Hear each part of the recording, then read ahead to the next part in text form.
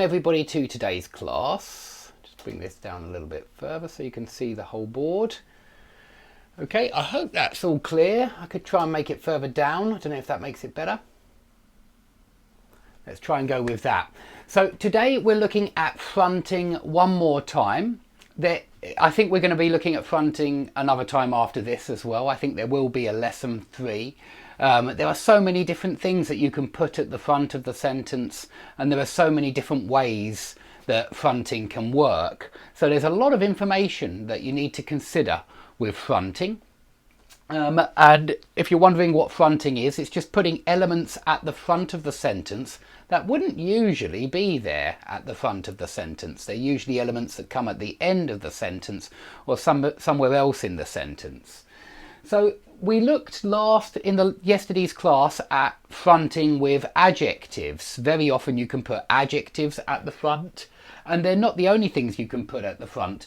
Worth is an adjective, so we're going to start with an adjective today. You could put worth at the front, and very often you see this, it's on websites like TripAdvisor or something like that. And if anyone's wondering, by the way, where I'm taking this information from, it's from a great website called Random Idea English Blogspot. You can Google it and you will find it. He's got a great page on negative inversion and fronting. So you could say worth a try, worth a look, worth, or worth plus verb, worth having, worth seeing, worth trying. All of those will work, and you can stick it at the front. Worth a try is the beef stroganoff. Yeah, maybe you're advising your friend about a restaurant and you say, yep, it's a great restaurant, I've been there already, and worth a try is the beef stroganoff. It's delicious. Yeah, or maybe you're advising your friend about who's coming to visit your city, your town, and you say, worth a look are the Palace Gardens. Yeah, and just notice the inversion. It's not the Palace Gardens are, it's are the Palace Gardens.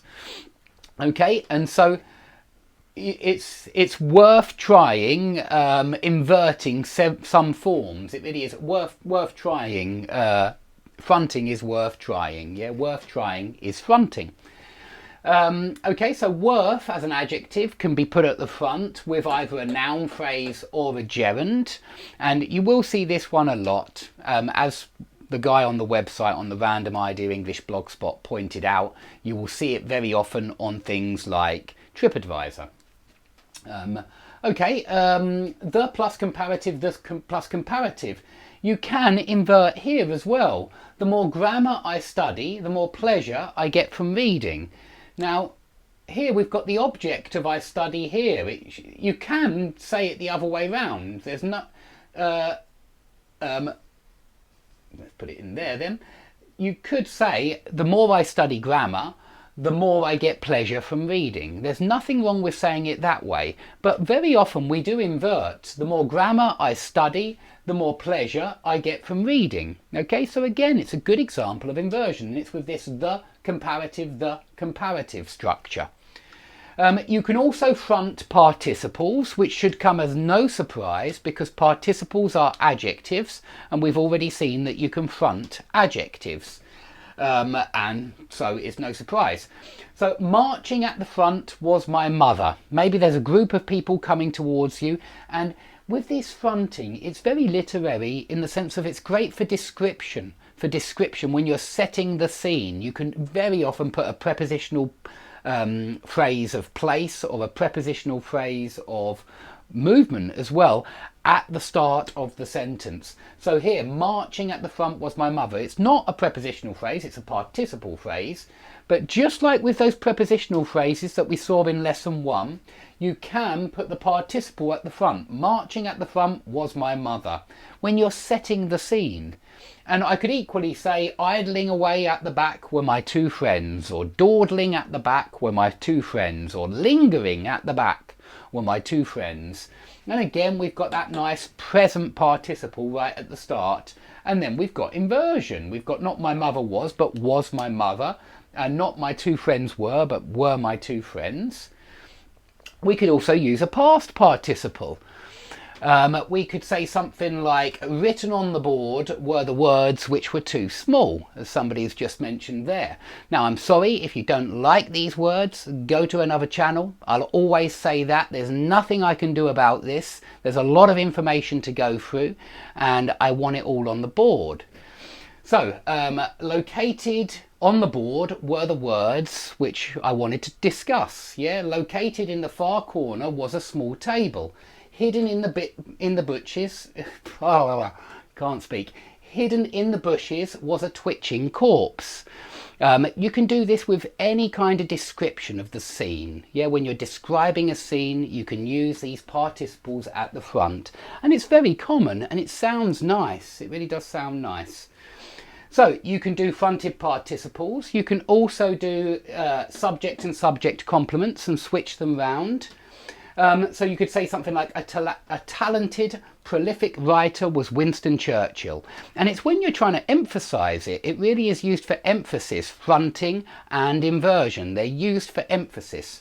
Okay, so you could also say Winston Churchill was a talented, prolific writer, and that would be the ordinary way of saying it. But if you want to put emphasis on, oh, what a talented, prolific writer was Winston Churchill, and notice I put a whatter there at the start, because what plus noun phrase was Winston Churchill.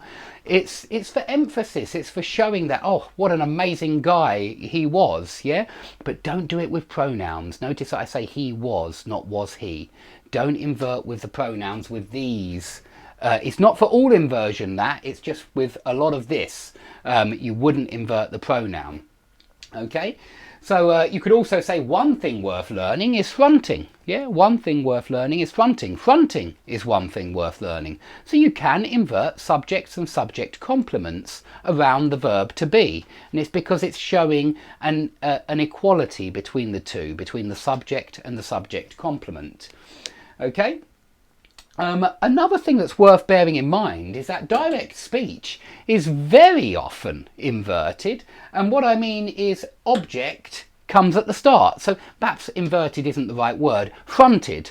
Direct speech is very often fronted. You have the object, what was said, then you have a comma, and then you have he said. Or something like this, I'm fed up with you, he said. Or you could do it the other way round and invert. You could have I'm fed up with you, said he. You could, but it sounds, it's less likely, certainly. Is it wrong to add this there? Hidden in the bushes, there was a twitching corpse. No, there's nothing wrong with that. You could, but you'd need a comma then to comma off the participle phrase. But that's a little bit different. But you could, hidden in the bushes, comma, there was a twitching corpse. So I'm fed up with you, he said, or less common, rarer, you'll see I'm fed up with you, said he. But you do see it in books. You see it quite often in books because writers like to play with the order of the words. And so you'll often see I'm fed up with you, said he, I'm fed up with you, he said. Both are possible. And not just with the verb say, but with other verbs as well that refer to speaking and talking. Okay, thank you. Also goes at the front of the sentence and is very often involves fronting with, or inversion with the verb to be and the subject. So also with me were my two friends, yeah? Or my two friends were also with me. Or also in my bag was my phone. Or even also plus participle, which we should expect, yeah? Because we've got participles here. So I could put an also before any one of these sentences. Also marching at the front was my mother. Also idling away at the back were my two friends. Also located in the far corner was a small table, and also hidden in the bushes was a twitching corpse. It works in every single situation. So also is very often fronted, and when it is, you very often see inversion of the verb to be and the subject. Okay, another time in which we invert, or in which we front, is with how. How plus adjective plus be plus subject, so there's inversion going on here, and what plus noun phrase plus be plus subject. So what a prolific writer was Winston Churchill, yeah? Or how wonderful was the main course, how delicious was the main course, yeah? Or how wonderful were the exam results. Yeah, and it's when you want to emphasize, you want to make something stronger. That's when we use this inversion. Okay, how fluent was his English? What a great piece of writing was his essay? There are a couple more examples with this how and what emphatic structure. You can also invert with a that clause.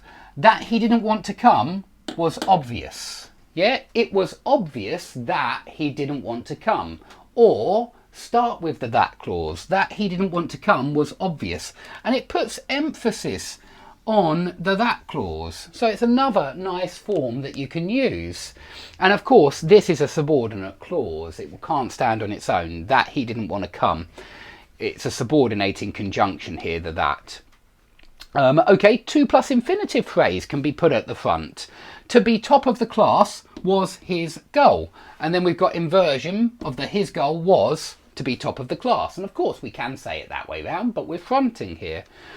You could also say to be top of the class, comma, he studied hard every day. And that would be a 2 plus infinitive phrase that is acting adverbially. It's acting adverbially on studied. It's what he did. He studied in order to become the top of the class. And so then it's adverbial, to be top of the class, comma. And you'll need a comma when it's acting adverbially, because it's like an incomplete thought, comma, complete thought. But here, the to be top of the class is acting as a noun phrase. It's the subject. It's the subject complement. His goal was to be top of the class. So there will be no comma in the top one, but there will be a comma in when you say to be top of the class, comma, he studied hard every day. Okay, what else can be fronted? Well, how clauses can be fronted, or what, where, when, why clauses can be fronted. How he persuaded her, comma, I don't know. Where he came from, comma, nobody knew. So we're fronting the where he came from, or the how he persuaded her, which is actually the object of the verb know and knew. So if you front an object, you will need a comma before the subject and the verb. And this is exactly what we see with direct speech. Object, comma, subject and verb. And it's exactly what we see with these how, what, where, when, why clauses. When they're fronted, they also need a comma. And so this is important for punctuation as well. How he persuaded her, comma, I don't know. Where he came from, comma, nobody knew. How he became top of the class, comma, I have no idea. Anything like that, I haven't the foggiest. Okay, another time when we front, and as I said, there's going to be a lesson 3 here on this theme because it's an interesting theme. Writers use this technique all of the time, and good speakers use this technique very often to make their speech sound more interesting. So fronting objects that have already been mentioned, lastly, for today. I have 2 cars. The Ferrari I bought last week. The Land Rover I've had for years. Yeah, the Ferrari I bought last week. I bought the Ferrari last week. We're putting the object first and then the subject and the verb. And notice that here I don't use a comma. I have 2 cars. The Ferrari I bought last week and the Land Rover I've had for years. So here it just runs together.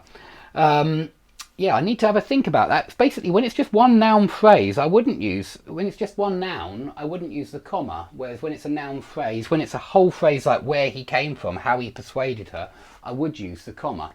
Yeah, let me have a think about that. I might change my mind about that, but at the moment I'm thinking no comma. I know his family, semicolon, his mother I met at university. Okay, and so again, his mother is the object, she's who I met at university. Now, I hope that's all clear. We'll go through some more of this because I do appreciate that it's a very complicated topic. And so it does need a lot of, I think it needs quite a few lessons to make everything really clear. But anyway, if you've enjoyed today's class, please give me a like and subscribe. If you want to buy my book, please remember I'm still selling my book on my website and I will be always selling that book. If you want to ask questions, now is the time to ask. You know, it's very difficult for me to read the comments and talk about what's on the board. So if you have any questions, now is the time. Otherwise, I'm going to have to disappear because I've got quite a busy day today. But I hope that that's something that you're all going to try and use, that you're going to try and activate in your speech or in your writing, because it will make your writing and your speaking more interesting.